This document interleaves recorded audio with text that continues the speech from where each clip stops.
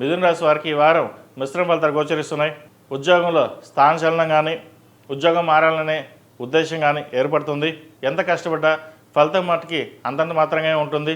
కష్టం మీది, ఫలితం ఇంకొకరిది అన్నట్టుగా ఉంటుంది. చిన్న చిన్న వాటి కూడా చికాకు పడడం జరుగుతూ ఉంటుంది. అయితే భాగస్వామి సలహాలు సూచనలు తీసుకోండి, మీకు మేలు చేకూరుతాయి. చిన్న చిన్న విషయాలు కూడా అశాంతి కాకుండా ముందుకు వెళ్ళడం చెప్పదగినది.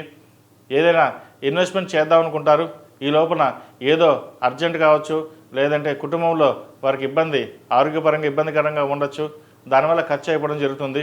అయితే ఇన్వెస్ట్మెంట్ పరంగా మటుకి ఒక ప్రణాళిక సిద్ధం చేసుకుంటారు, అది ఈ వారం భగ్నం అయ్యే అవకాశం గోచరిస్తుంది. అలాగే విదేశాలు వెళ్ళాలనుకునే వారికి విదేశీ ప్రయత్నాలు చేసుకోవచ్చు. H1B గ్రీన్ కార్డు విషయంలో కొంత స్తబ్దతి ఏర్పడుతుంది. చేతిదాకా వచ్చిన గ్రీన్ కార్డు చేజరిపే అవకాశం కూడా గోచరిస్తోంది. అది ఎందుకు జరిగిందో, ఎలా జరిగిందో కూడా తెలియని పరిస్థితి గోచరిస్తోంది. అయితే అది ఏదైనా మన మంచిగా అనుకోండి, తర్వాత వచ్చే అవకాశం గోచరిస్తోంది.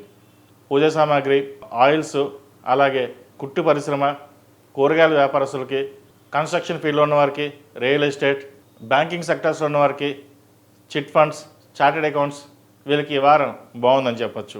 వివాహం కాని వారికి వివాహ ప్రయత్నాలు చేసుకోవచ్చు. అయితే వచ్చిన సంబంధంలో జాతక పరిశీలన చేసుకుని ముందుకెళ్ళడం చెప్పదగిన సూచన.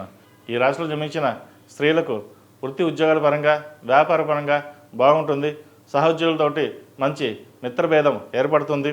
ప్రమోషన్స్ వచ్చే అవకాశం ఉంది. పై అధికారులు మెప్పుని పొందగలుగుతారు.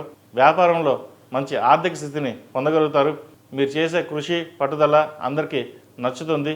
ఏ పని చేసినా నిర్విరామంగా చేస్తారు, కష్టపడతారు. ఈ కష్టపడుతున్న సమయంలో ఆరోగ్యాన్ని పక్కన పెడతారు. ఆరోగ్య రీత్యా కొన్ని జాగ్రత్తలు తీసుకోవాలి. స్కిన్కి సంబంధించి ఇండైజెషన్, ఈఎన్టీకి సంబంధించిన ఇబ్బందులు ఉండే అవకాశం గోచరిస్తోంది. సరైన సమయానికి ఆహారం తీసుకోవడం కూడా చెప్పదగిన సూచన. విద్యార్థులకు ఈ వారం బాగుంది. చేసే పనిలో కష్టం కనిపిస్తుంది. కష్టపడిన దానికి, కష్టపడి చదువుకున్న దానికి మంచి ఫలితం లభిస్తుంది.